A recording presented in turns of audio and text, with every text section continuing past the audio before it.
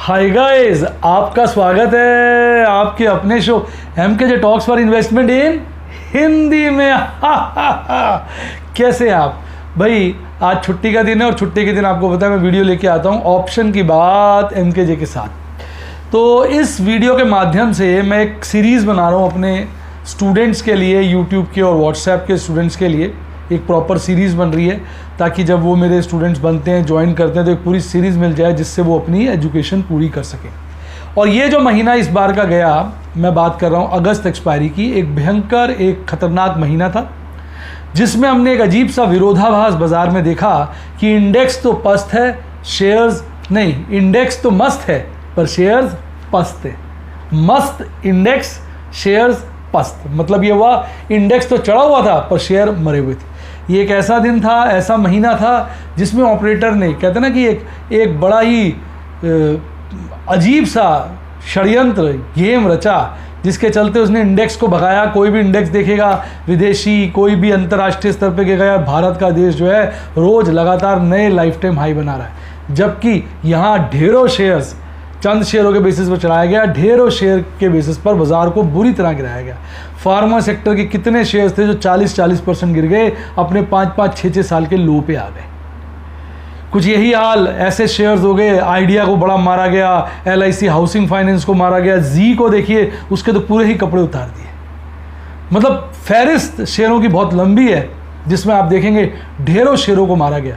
फिर आप कहेंगे इंडेक्स कैसे चढ़ा? कई लोग कंफ्यूज होते हैं। इंडेक्स में कुछ शेयर्स जिनका वेट ज़्यादा था उनको भगाया गया, जैसे IT सेक्टर को बहुत भगाया गया। रिलायंस जो 2000 के आसपास ट्रेड हो रहा था उसको 2200 पे टिकाट दिया गया।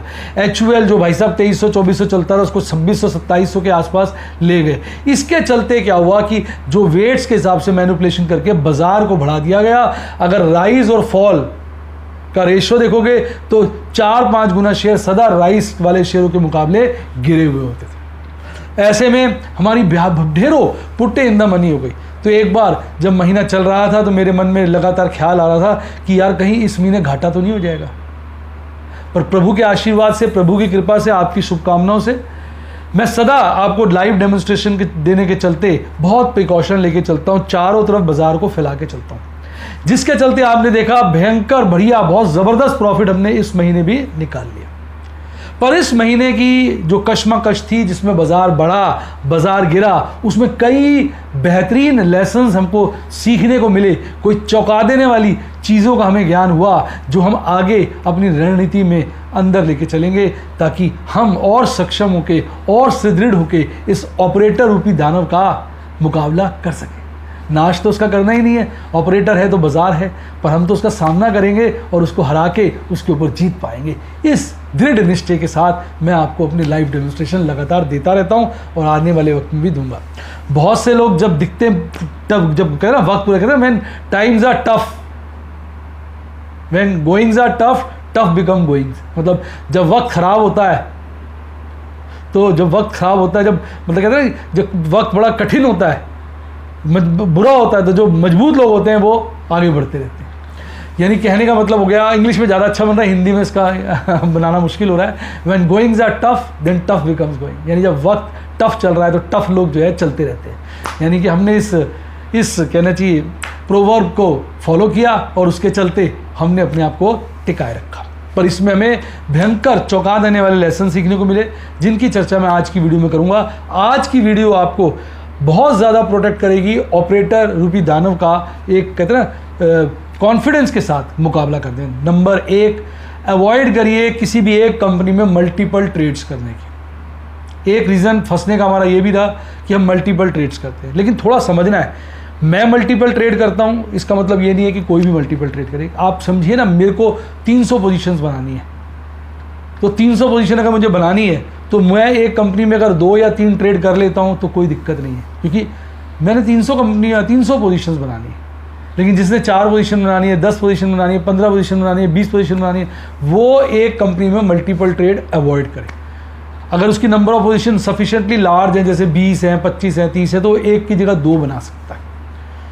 बहुत ज़्यादा पोजीशन एक में ना बनाओ, नहीं तो आप फंस जाओगे। होता क्या है, एवरेजिंग उसके लिए अच्छी होती है जिसका को बहुत पोजीशंस बनानी। एवरेजिंग का मतलब होता है रेट गिरा तो हमने इसमें एक पोजीशन और बना लिया। अब मेरे को एक स्टूडेंट मिला, उसने आइडिया में 2 पोजीशन बनाई हुई थी। मैंने पूछा 2 क्यों बनाई? कहते सर रेट गिर गया था, मैंने एवरेज कर ली। मेरा टोटल पोजीशन कितनी? कहता 2। अब बताइए कितनी खतरनाक गेम। पहली बात, बढ़िया शेयर नहीं पकड़ा उसने। दूसरी बात, उसी में 2 पोजीशन बना ली, टोटल पोजीशन भी 2 ही है। फंस गया, ट्रैप हो गया।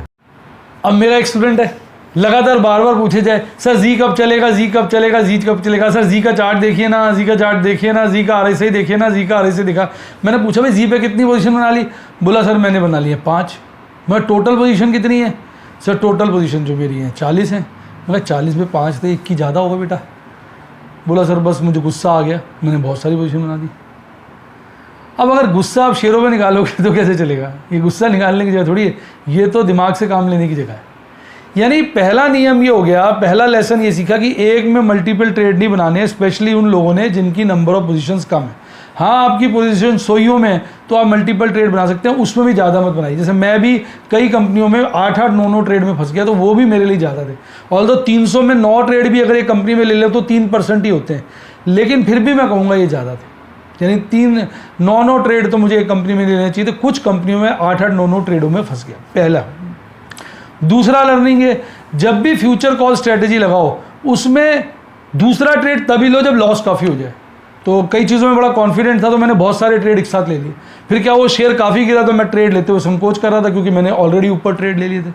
तो MKJ फ्यूचर कॉल स्ट्रेटेजी में हमें एक कंपनी में एक ही ट्रेड बनाना चाहिए, जब उसका लॉस बहुत ज़्यादा हो तभी ट्रेड बनाओ।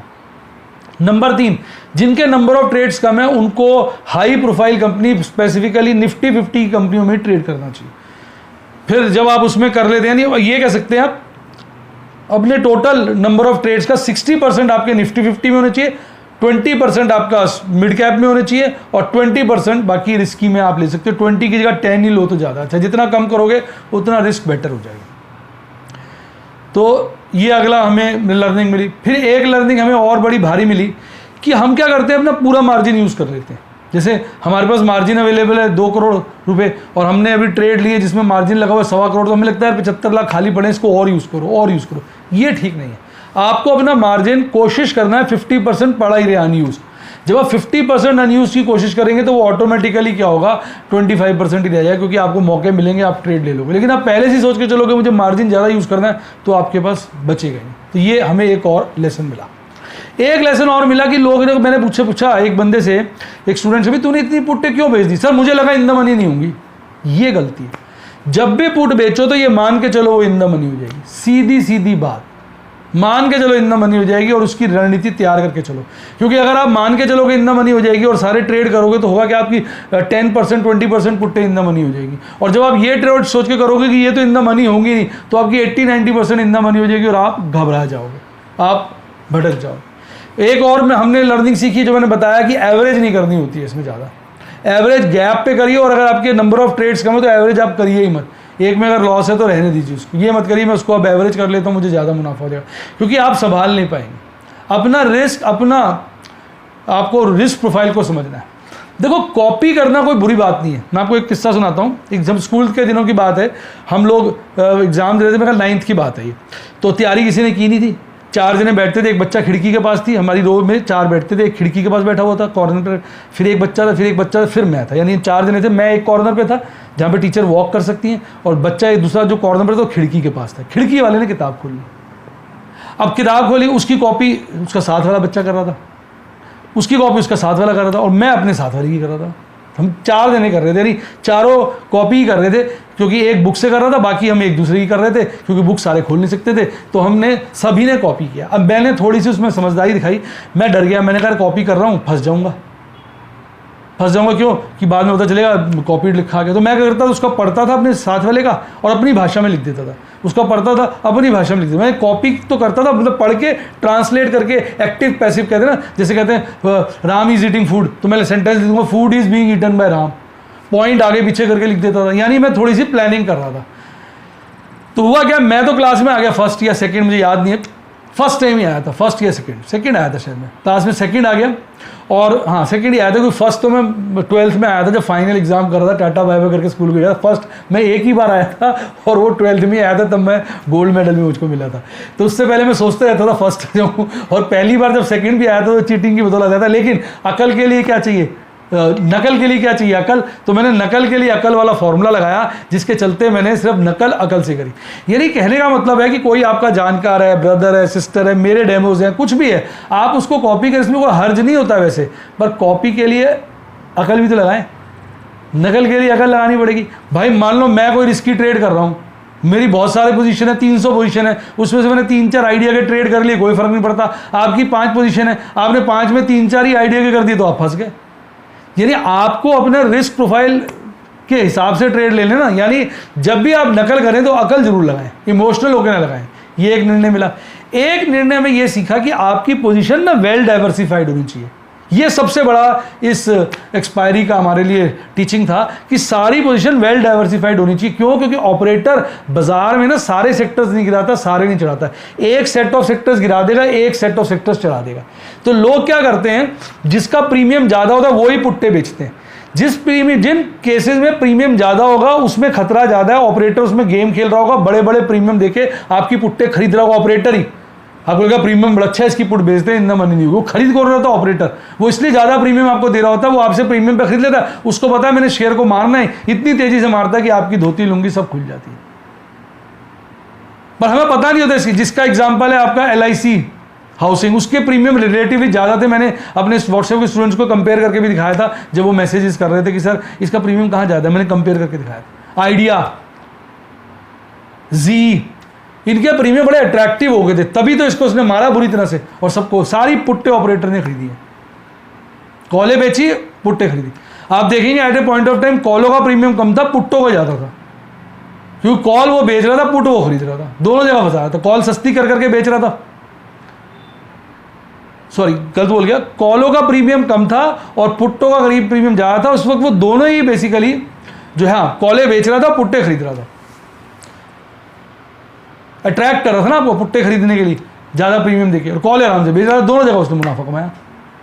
अब इसमें आपको ये समझना है कि जब आप डाइवर्सिफाइड पोर्टफोलियो बनाते हैं तो ऑपरेटर कहीं नहीं, आप जैसे मेरे साथ क्या हुआ, मेरे साथ मैं फंसा, जी में फंसा, LIC में फंसा, अमराजा में फंसा, मैं भी फंसा सब। अमराजा की तो खैर इसमें थी नहीं कोई, हाँ अमराजा की तो थी नहीं, अगले महीने आएगी है। जी में फंसा, LIC में फंसा, आपका फार्मा सेक्टर के शेयरों में फंसा, आइडिया में फंसा, लेकिन मैं आपके HUL में भाग गया, मेरा इन्फोसिस भाग गया, मेरा भारतीय एयरटेल मेरा भाग गया, ऐसे बहुत सारे मेरे शेयर भाग गए। वो शेयर जो थे मैंने उनके पूरे पूरे लॉट उठाए हुए थे, उनकी सबकी मैंने डिलीवरी छोड़ी, तो बड़ा लाभ हो गया और मुझे बहुत अच्छा मुनाफा। टाइटन भाग गया।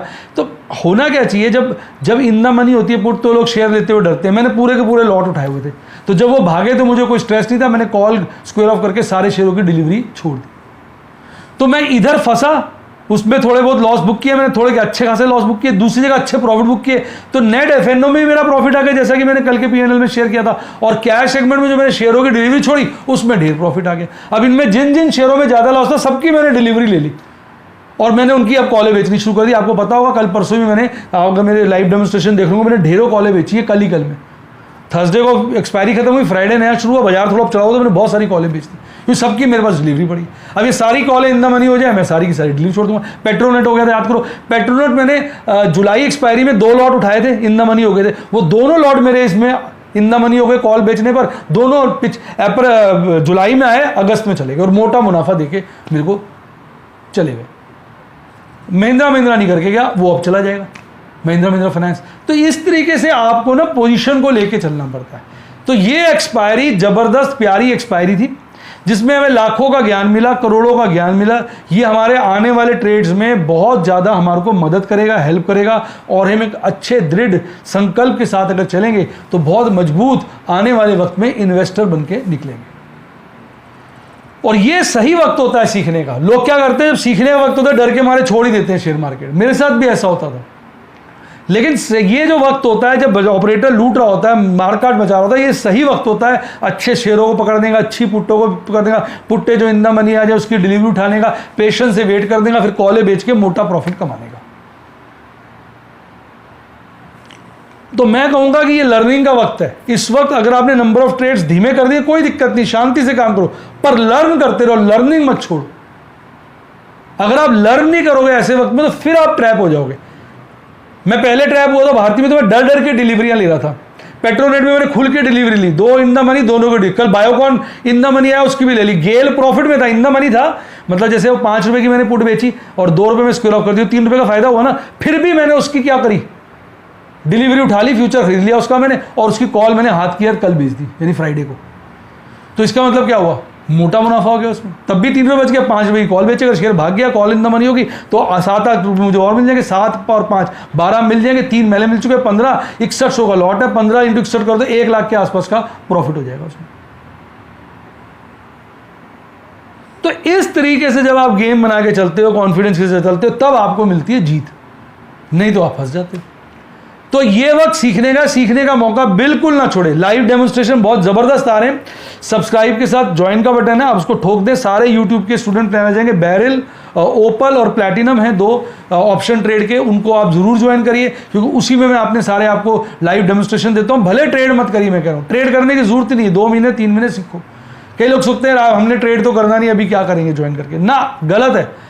ट्रेड करने के लिए आप ज्वाइन नहीं करें, ट्रेड से डेफिनेटली आप कहेंगे सर ट्रेड से आइडिया नहीं मिलते, बिल्कुल मिलते हैं, सही कह रहे हो। बहुत आइडिया देता हूँ मैं, इतने सारे नए नए पोजीशंस खोलता हूँ।